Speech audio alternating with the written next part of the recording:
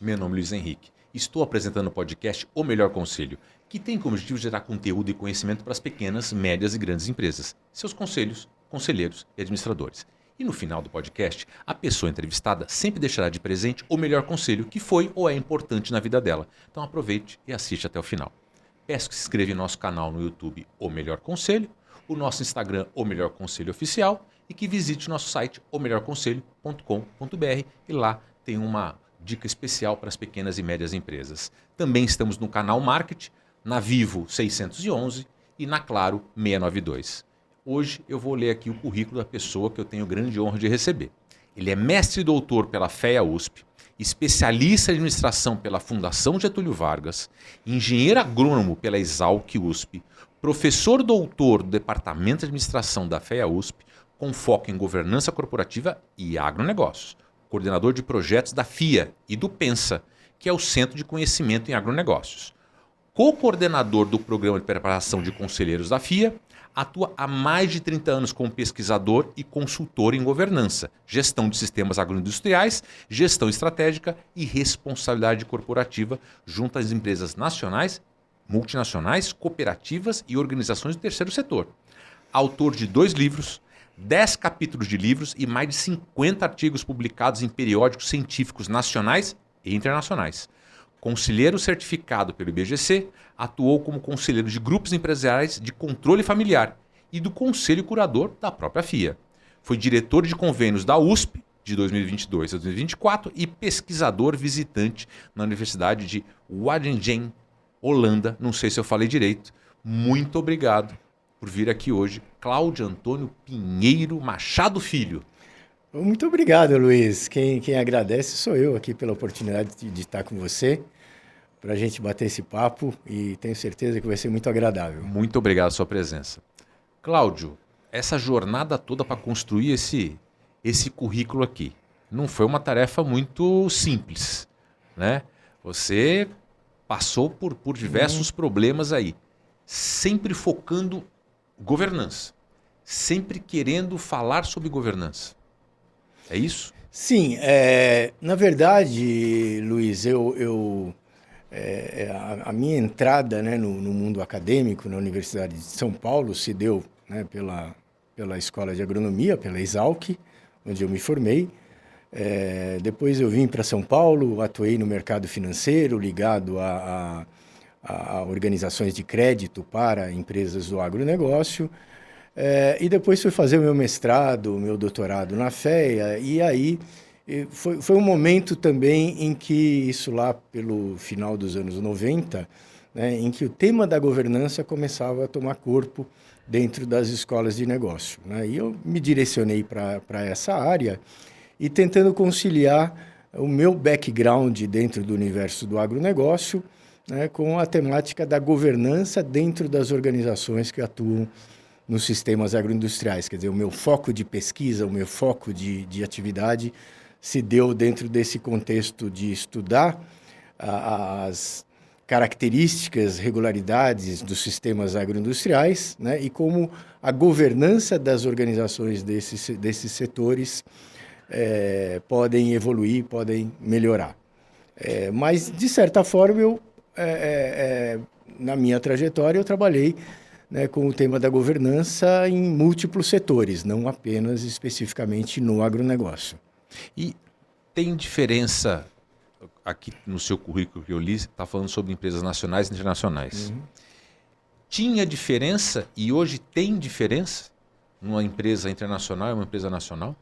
Olha, tem sim, Luiz, sobre vários aspectos, né? O primeiro é que muitas empresas multinacionais têm os seus conselhos fora do Brasil, né? Nos seus headquarters, em outros países, e aqui no Brasil tem representações, né?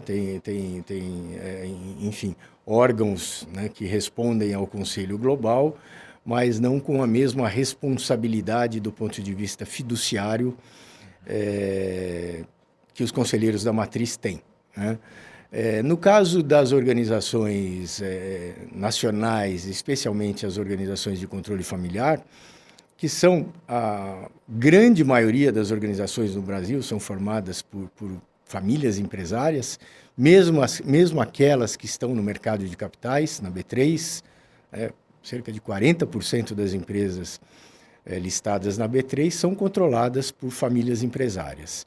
E aí a dinâmica muda muito, né? Quer dizer, quando a gente fala da dinâmica de uma organização que tem um controle definido, de uma organização multinacional que tem a sua estrutura de controle fora do país, ou mesmo no caso daquelas organizações que já têm uma estrutura de controle pulverizadas, que atuam no mercado brasileiro, com conselhos no mercado brasileiro, mas com a característica de serem empresas de capital pulverizado, disperso.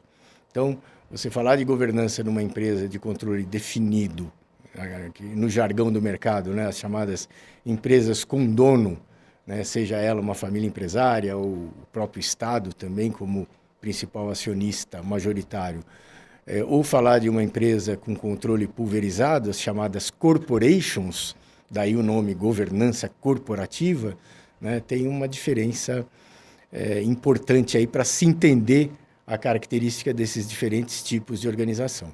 A governança numa empresa do agronegócio, que é boa parte da sua especialidade, uma empresa familiar ou não familiar, empresa de dono ou familiar. A governança chegou, está chegando ou chegará? Que pé nós estamos? Porque o Brasil, de repente, despontou como, né, o celeiro aí do mundo e tal. E a governança, ela acompanhou essa explosão e esse crescimento dos últimos 25 anos do agronegócio? Por isso que eu te faço a pergunta em 3 termos verbais. Chegou, está chegando ou chegará? Boa pergunta, e eu acho que essa pergunta tem embutidas 3 respostas, né, pela heterogeneidade do ambiente das organizações do agronegócio, mas eu expando também para outros setores da economia. Quer dizer, a evolução da nossa dinâmica do ambiente corporativo no Brasil, nos últimos 20, 25 anos, sofreu uma transição muito grande,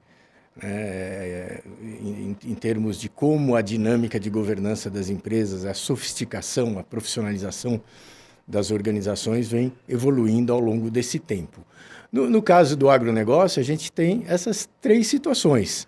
Quer dizer, empresas que ainda estão aquém de uma evolução mais saudável do ponto de vista de uma governança que propicia um processo de criação de valor, né, ao longo das gerações, né, que se sucedem no controle da organização.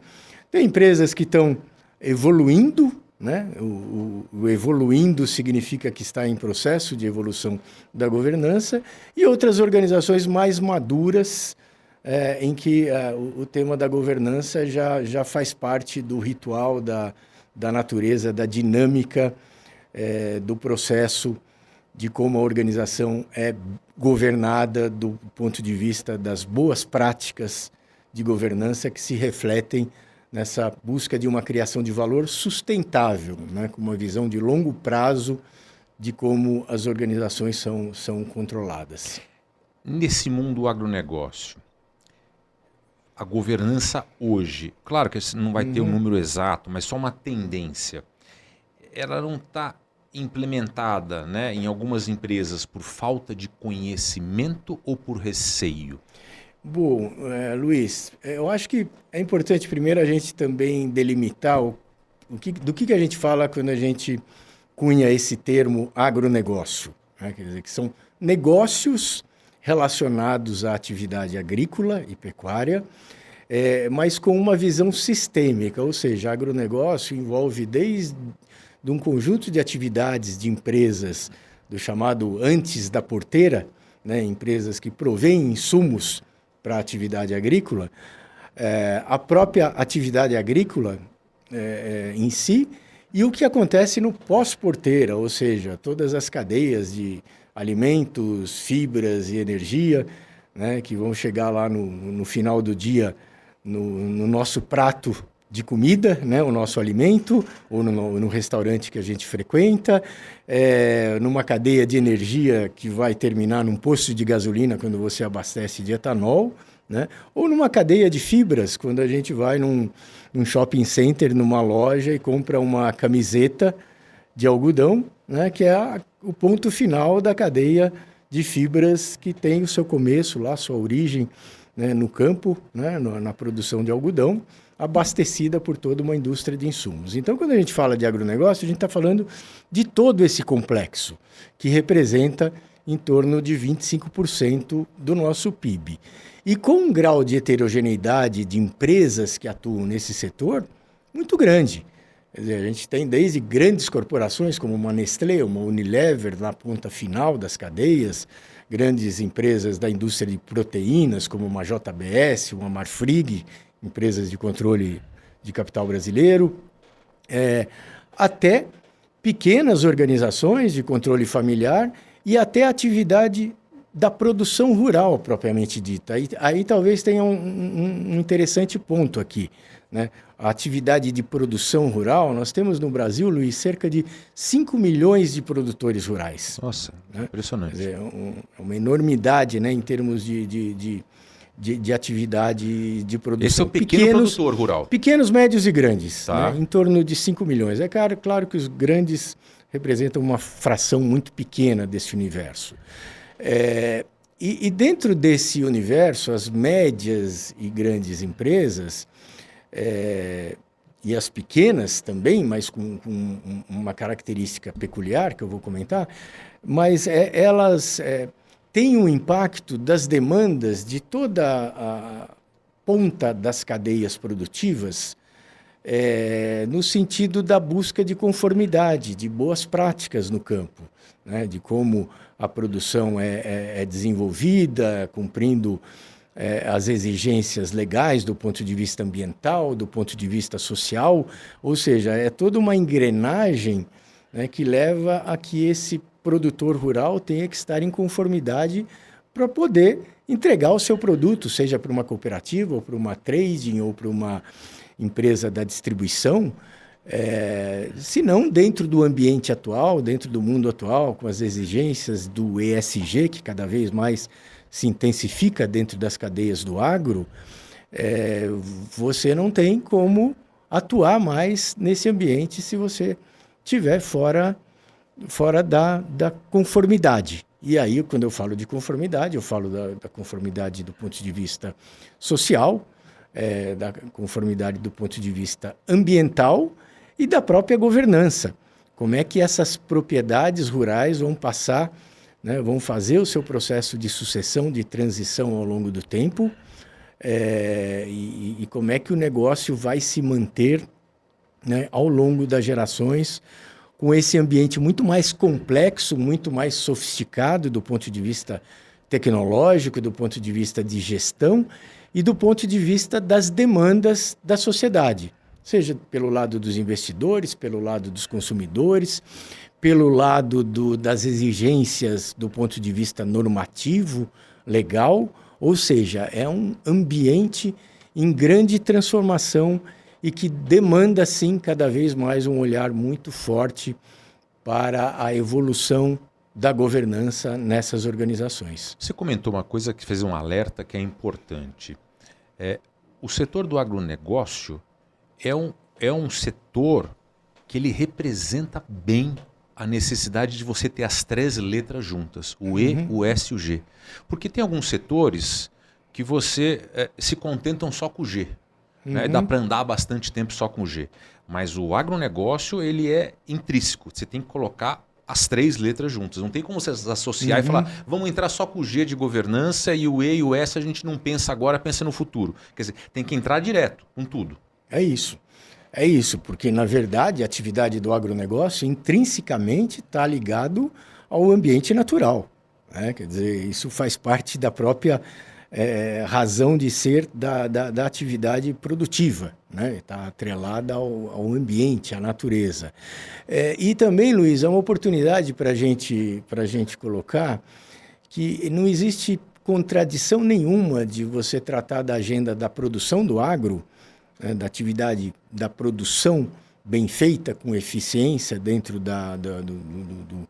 do contexto do agro, com a dimensão da sustentabilidade ambiental, né, das boas práticas ambientais. Quer dizer, não é ou, é e. Quer dizer, dá para a gente ser, e no caso do Brasil em particular, uma potência do ponto de vista da produção de alimentos, energias e fibras, num ambiente que cada vez mais demanda essa aderência, né, a práticas ESG, com diferenciais de vantagem comparativa muito maiores que os nossos concorrentes e outros países também, né, com base de produção agrícola e pecuária, né, Estados Unidos, Europa, Austrália, Ásia, de uma forma geral. Quer dizer, o Brasil tem uma potencialidade, em termos de vantagens comparativas. A gente tem uma condição climática interessante. Nós não temos solos, na média, tão bons como dos países temperados, né? Se a gente olhar para a Europa, olhar para a Ásia, Rússia, Ucrânia, mesmo Estados Unidos, os nossos solos, de uma forma geral, são menos férteis. Por outro lado, a gente tem uma condição climática muito favorável dentro do ambiente tropical, que nos permite ter uma condição de produção o ano todo, né? Hoje no Brasil, a atividade rural, né, no caso da produção de grãos, a gente tem já tradicionalmente 2 safras. Lá no hemisfério norte, eles têm uma safra, depois metade do ano fica embaixo de neve. Aqui a gente consegue ter 2 safras, em alguns casos até 3 safras, né, combinando soja com algodão, com milho. Quer dizer, a gente tem uma vantagem comparativa enorme que foi turbinada com uma vantagem competitiva excepcional pelo avanço da tecnologia tropical que nós desenvolvemos no Brasil, né? Aí fruto das pesquisas da Embrapa, das universidades, ou seja, que permitiu que a gente, esse déficit do ponto de vista de qualidade dos solos, fossem compensados, né, em termos de tecnologias, né, a conquista de áreas que antes eram absolutamente improdutivas, que com o avanço da tecnologia de correção de solos, de uso de técnicas de manejo e de tecnologias de uso de insumos, de defensivos, a gente consegue ter esse grau de eficiência na produção, como nenhum outro país comparativamente tem. E a gente consegue fazer isso, Luiz, isso que eu acho que é o importante da gente debater numa sociedade hoje que a gente tem muitos temas que acabam sendo polarizados. A gente consegue fazer isso com conformidade do ponto de vista ambiental. A gente não precisa sair desmatando, né? A gente tem um código florestal muito avançado.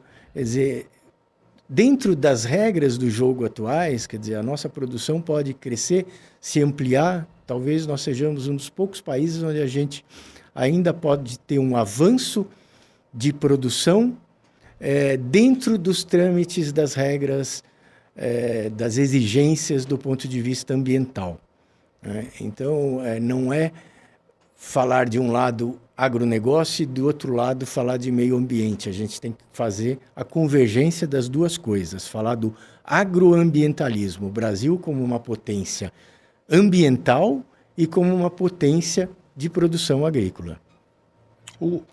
Os componentes de uma governança, de uma empresa agro e uma empresa não agro, são diferentes ou empresa é empresa?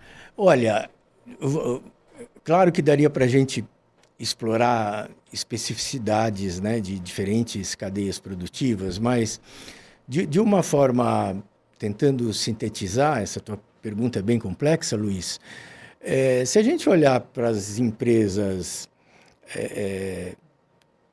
que estão no antes da porteira ou no pós-porteira, ou seja, todo o setor de indústria e serviços correlatos à atividade rural, que fazem parte do agronegócio, a governança naturalmente é muito parecida com outros setores. Com um diferencial que eu colocaria, que é justamente uma necessidade de integração maior da dimensão da rastreabilidade do processo produtivo de ponta a ponta. né? Então, você pega, por exemplo, uma indústria de alimentos, ela tem que cada vez mais tá rastreando a origem, né, da matéria-prima que é processada até chegar à mesa do consumidor final. Quer dizer, então, essa indústria de transformação dentro do agro tem esse desafio ou essas exigências, talvez de uma forma mais intensa que outros setores da atividade econômica. Até porque, né, Cláudio, o agro também sofre influência na sua construção, quando você fala principalmente de exportação, mercados que têm culturas diferentes e religiões diferentes. A gente percebe o agro se adaptando, quer dizer, nisso. Sim, sim. E a palavra-chave aí é justamente você ter o rastreio da cadeia produtiva como um todo, para você conseguir atender diferentes segmentos ou nichos de demanda e atender também ao grande mercado global que demanda, né, uma produção para sustentar 7 bilhões de habitantes no planeta Terra. Né? O Brasil é um dos players que ajuda, né, nessa sustentação de produção de alimentos para o mundo, não só para consumo interno, mas a gente é um grande player global, né, e relevante, né, para, enfim, alimentar parte do planeta. E no caso da dimensão do elo rural do agro, Luiz, aí eu vejo peculiaridades do ponto de vista da governança mais complexos em alguns aspectos que em outros setores. A atividade rural, o produtor rural, em muitos casos, mesmo médios e grandes produtores, muitas vezes a atividade produtiva se dá na pessoa física. Sim. E não como personalidade jurídica. Isso tem uma série de implicações.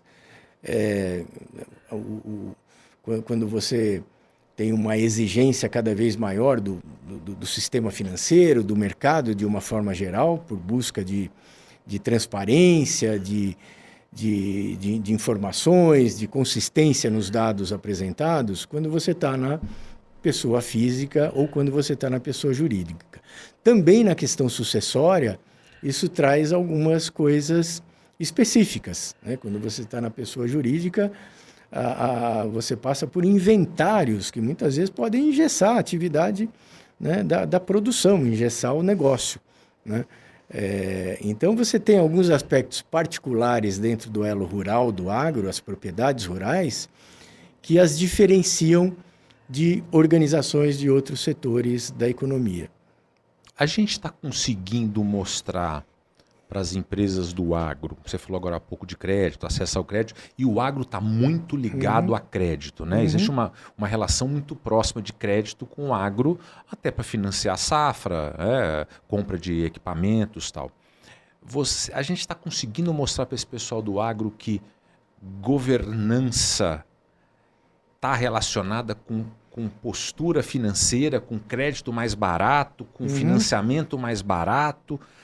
Está muito claro já isso hoje ou a gente tem um caminho muito grande ainda a percorrer? Olha, essa pergunta para mim eu acho que é um pouco onde eu tento me inserir hoje, Luiz, dentro dessa peregrinação, vamos dizer assim, né, da busca, né, de tentar disseminar que dentro do universo do agro, empresas avancem na sua dimensão de uma boa governança, né, com os princípios de boas práticas de governança. E você colocou muito bem, Luiz, o agro moderno, o agro atual, ele demanda muito recursos para girar a atividade produtiva.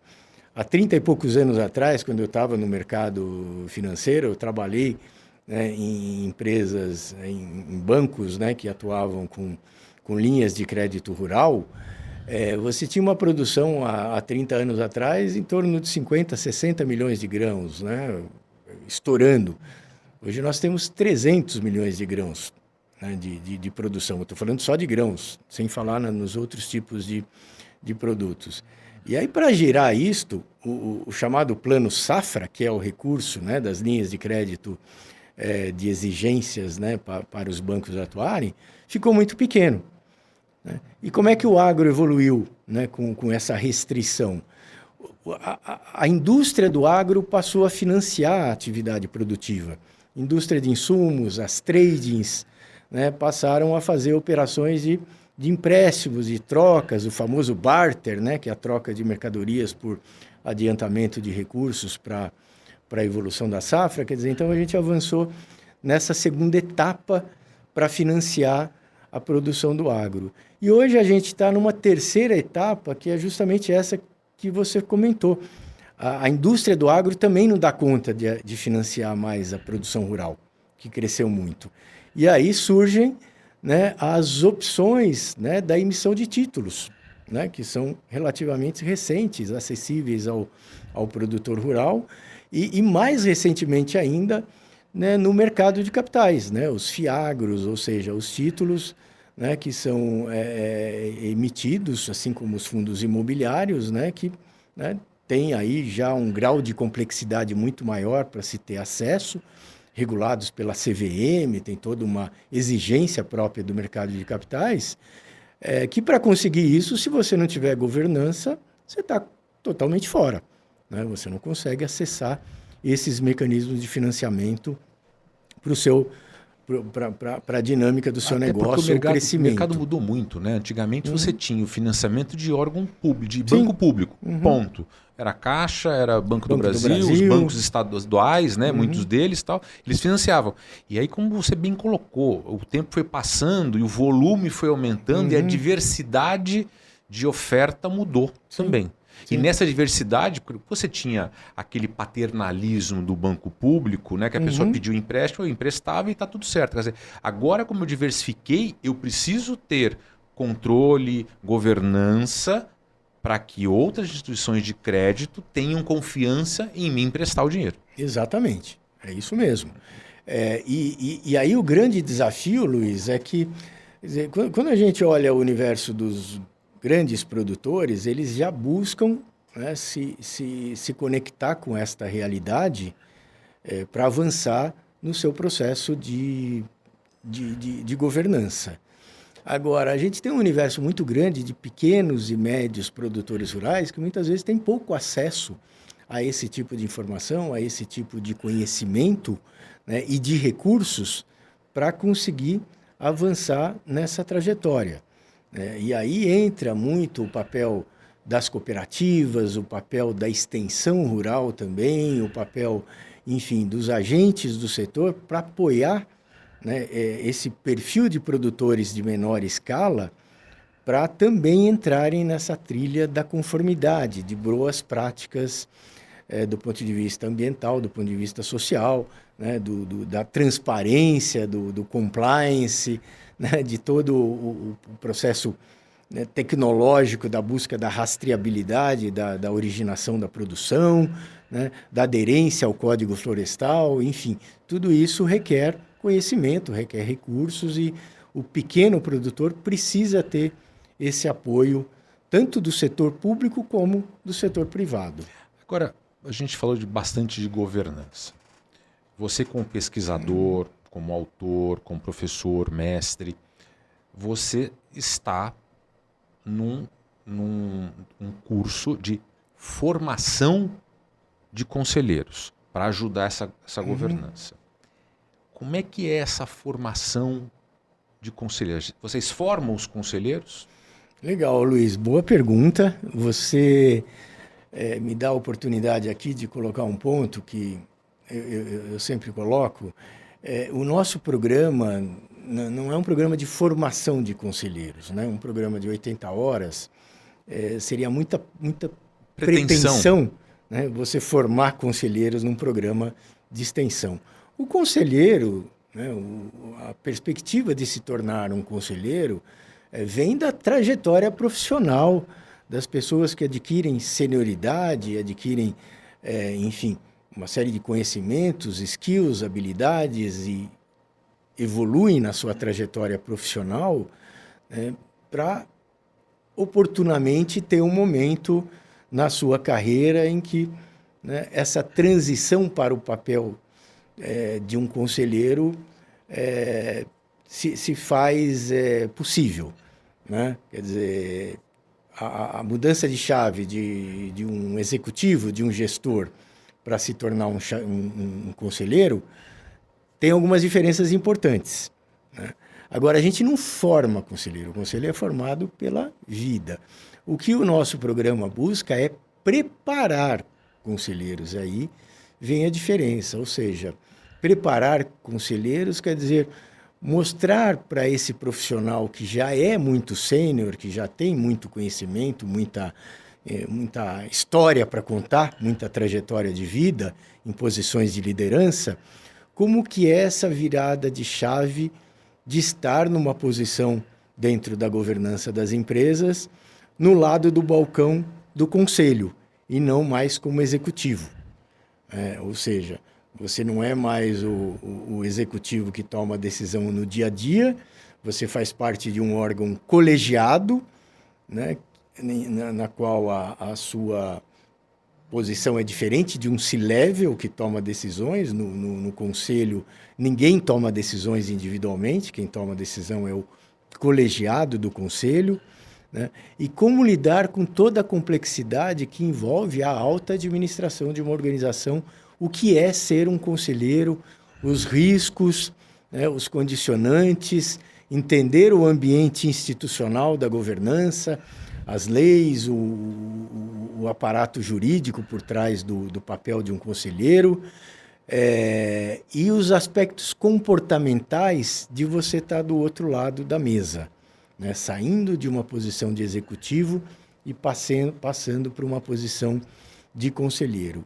E aí, Luiz, também os diferentes tipos de conselho que demandam esse tipo de transição e de oportunidade para a carreira de profissionais. Quer dizer, nós temos os conselhos formais, estatutários, né, conselhos de empresa que são listadas na B3, e cerca de 400 empresas no Brasil, que você tem a obrigatoriedade legal de ter um conselho de administração, né? Tem também as regras da própria B3, no nível 1, nível 2, novo mercado, tem também a aderência ao Código Brasileiro de Governança Corporativa, as regras, né, as normativas da CVM, ou seja, todo um ambiente complexo de entendimento que nós abordamos numa preparação de conselheiros. Mas existe um outro espaço enorme, e ao meu ver aí onde está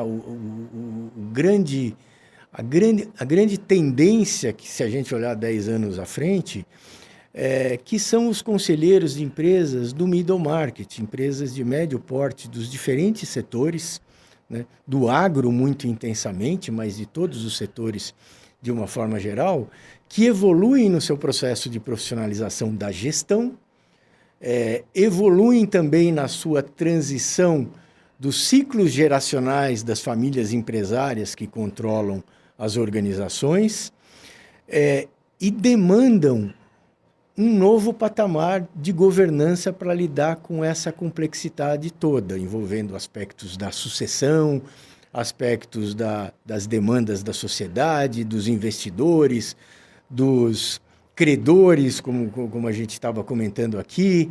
Quer dizer, como é que você dá um salto de qualidade no patamar de cima das organizações, apoiando os empresários, não necessariamente sendo um conselheiro formal, mas um conselheiro consultivo, né? Profissionais que têm uma trajetória importante de carreira, que podem se preparar para exercer esse papel muito importante de dar apoio à evolução profissional de grupos familiares espalhados por todo esse Brasil.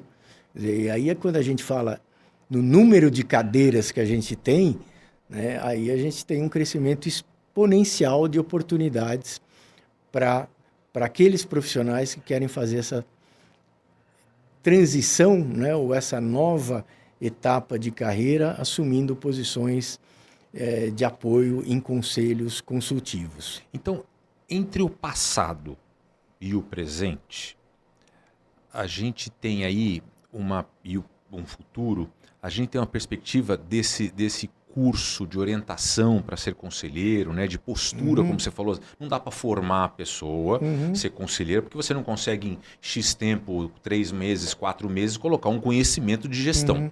Né? O conhecimento de gestão, como você falou, ele vem ao longo do período e a gente vai só adaptar como ele vai se portar agora.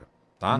É mais ou menos uma analogia de botequim. De jogador de tênis individual, ele passa a jogar um coletivo, um esporte coletivo. Tá? O grande diferencial, então, e talvez tenha outro que você é um especialista, o grande diferencial é, antes eu me formatava, eu estudava para ser conselheiro de um X nível de empresas, e agora a tendência é eu me preparar para um outro nível de empresas de médio porte. Esse é o grande diferencial do passado, presente e futuro? Eu acho que, Luiz, assim, o tema da governança no Brasil, se a gente olhar numa perspectiva histórica, no Brasil e no mundo, no Brasil com um pouquinho mais de anos depois, né? Mas isso surgiu lá no final dos anos 90. Até então a gente não ouvia falar de governança, não entendia o papel de um conselheiro como uma potencial profissão, né? Um conselheiro profissional. Não existia nada disso, né? Era uma outra realidade, era um outro mundo. Eu até comento, Luiz, que a gente tem um inconsciente coletivo dentro do mundo organizacional brasileiro. A palavra conselheiro sendo aquele profissional que está ali só para dar conselhos, não tem a responsabilidade pelos atos ou pelas decisões. Um palpiteiro. Um palpiteiro, né? E isso está longe da realidade, da necessidade das organizações hoje. Ou seja, você precisa ter gente preparada, entendendo o seu papel, a sua responsabilidade, seja num conselho estatutário formal, mesmo em um conselho consultivo. Você está ali numa posição de atuar no nível mais alto do processo decisório da organização, né? Que no inglês o termo é muito mais assertivo, é o Board of Directors, é quem efetivamente dirige a companhia. Os gestores, os executivos executam. O C-Level é quem executa aquilo que foi definido na instância do conselho. Aqui no Brasil, a gente faz uma certa confusão, porque a gente chama os profissionais desse level de diretores, né? Muitas vezes existe até uma confusão de quem estuda governança, porque vê na literatura directors, né? Não é o diretor executivo que a gente chama, é o diretor o diretor do board, é o board director, né? Então, é importante entender essa evolução da governança no mundo corporativo de uma forma geral e no Brasil em particular, como veio crescendo a demanda, a régua foi se elevando dentro do ambiente corporativo, por tudo que a gente, enfim, avançou nesses últimos 30 anos, o aprendizado com os grandes escândalos, com as grandes desgovernanças de empresas. O processo de governança foi se sofisticando também, do ponto de vista da conformidade, do compliance, das regras enfim, dos controles internos das empresas, que tem a ver com uma parte da governança. E, por outro lado, a dimensão estratégica da governança, ou seja, o processo de tomada de decisão. E nesse processo de tomar decisão, conselho familiar, ele é eficaz na hora que acaba a briga? Aí ele é o ponto fundamental? Conselho de família. Conselho de família. Primeiro, acho que é importante a gente diferenciar, né? O conselho da empresa, seja um conselho consultivo ou um conselho formal, e o conselho de família. O conselho formal, ele tem duas grandes dimensões, né? O conformance, que é tudo isso que eu falei, né? A busca de ver se está tudo ok, tudo dentro das regras do jogo, estamos, enfim, compliant, né? Com as nossas obrigações enquanto empresa. E tem o lado do performance, da busca da criação de valor sustentável, né? Que não é de curto prazo, que não é do quarter, não é do ano, mas é uma perspectiva de longo prazo de criação de valor. O conselheiro tem que estar olhando lá para frente, né?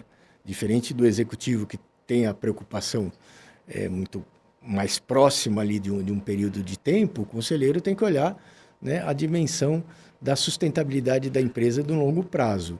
E aí, quando a gente vive num ambiente como a gente vive de inovações disruptivas, de mudanças de modelos de negócios de forma muito intensa, aparece mais justamente a importância do papel de ter um conselho formado por conselheiros que conseguem fazer uma leitura do que está acontecendo no mundo VUCA que a gente convive, né? Em termos de inovação, em termos dos desafios e das oportunidades que as empresas que navegam dentro dessa realidade exigem. Aí, quando a gente entra, isso tudo falando do papel do conselho da organização. Quando a gente olha para o conselho de família, ele tem uma série de atribuições e ele é formado, basicamente, Luiz, para dois aspectos. O primeiro, separar família de negócio. Família é família, negócio é negócio, assuntos de família relacionados ao negócio são tratados no conselho de família, né? Então, você consegue, com isso, criar um ambiente para tratar de assuntos familiares relacionados ao negócio, mas que não é dentro da organização. Você blinda a empresa, né, das ingerências, muitas vezes indevidas, de membros familiares que fazem essa conexão direta com a empresa. E também, de outra parte, o Conselho de Família é onde se dá também, se desenvolvem uma série de ações para apoiar aquela família empresária no seu processo evolutivo, da formação das novas lideranças, das escolhas individuais e da decisão coletiva da família empresária em relação à empresa, da sucessão, né? É onde se discutem as regras para a entrada na gestão do negócio, os protocolos de família são tratados, as bases para um acordo de sócios que depois será também parte do conselho da organização como um todo. Quer dizer, tudo isso se dá nessa engrenagem do conselho de família. Cláudio, agora chega a hora que eu peço um presente. E o meu presente é o conselho que você pode deixar para a gente aqui, que foi importante, é importante para você, que você pode deixar de presente. Pois é, Luiz, você me faz uma pergunta complexa, né? Pensando aqui, fazendo uma analogia, e eu vou cair num chavão que existe no mercado, que trata a governança como uma jornada, não um destino. A governança nunca está pronta, né? As empresas estão sempre evoluindo na sua trajetória de governança. Nunca tem um ponto final, olha, essa empresa está com a governança perfeita. Não existe isso, né? É uma jornada. Fazendo analogia à nossa dimensão pessoal, individual, como profissionais, né, nas nossas relações, enfim, sociais e profissionais, eu diria que eu levo isso para mim, né? Eu tento introjetar esse conselho para mim, de que o importante é a nossa jornada, não o nosso destino. A gente não tem, enfim, domínio total do nosso destino, né? Mas a gente tem de como a gente avança na nossa jornada. E aí, Luiz, quando a gente avança na nossa jornada, acho que tem um ponto de atenção, né? De uma introspecção, né? Da gente buscar nessa jornada ser a melhor versão de nós mesmos, né? Muitas vezes a gente tenta se comparar, tentar num ambiente competitivo, olhar, esquece de olhar para dentro. Qual é a melhor versão que nós podemos criar, né? A gente é super imperfeito, né? Temos um monte de defeitos, temos qualidades também. Agora, se a gente olhar a nossa jornada como um caminho onde a gente vai tentando aperfeiçoar as nossas qualidades e minimizar os nossos defeitos, a gente consegue, a vida se apresenta para a gente, as oportunidades surgem, né? E a gente está mais preparado para usufruir, enfrentar tudo isso positivamente a vida e deixar um legado positivo para a sociedade. Claro. Não vamos mudar o mundo, né? Mas se a gente começar evoluindo e tentando fazer a nossa mudança interna, a gente vai poder sim impactar e ajudar muitas pessoas e a nós mesmos. Ótimo. Né? Quer dizer, encontrar as respostas dentro da gente no nosso processo de evolução. Professor Cláudio, muito obrigado pela presença. Foi um grande prazer recebê-lo aqui. Eu que agradeço a todos que te acompanham aqui. Eu tive a honra aqui de estar com você hoje. Acompanho o seu programa de muito sucesso e que você tenha essa trajetória, né, de olhar a sua jornada super bem sucedida como você está e crescendo cada vez mais. Desejo todo sucesso para você, Luiz. Muito obrigado. Muito obrigado a você que nos acompanhou até agora. Peço que nos acompanhe no canal no YouTube, O Melhor Conselho, o nosso Instagram, O Melhor Conselho Oficial, e o nosso site, omelhorconselho.com.br, onde lá tem uma novidade especial para as pequenas e médias empresas. E também que nos acompanhe no canal Market, na Vivo 611 e na Claro 692. Muito obrigado e até o próximo episódio.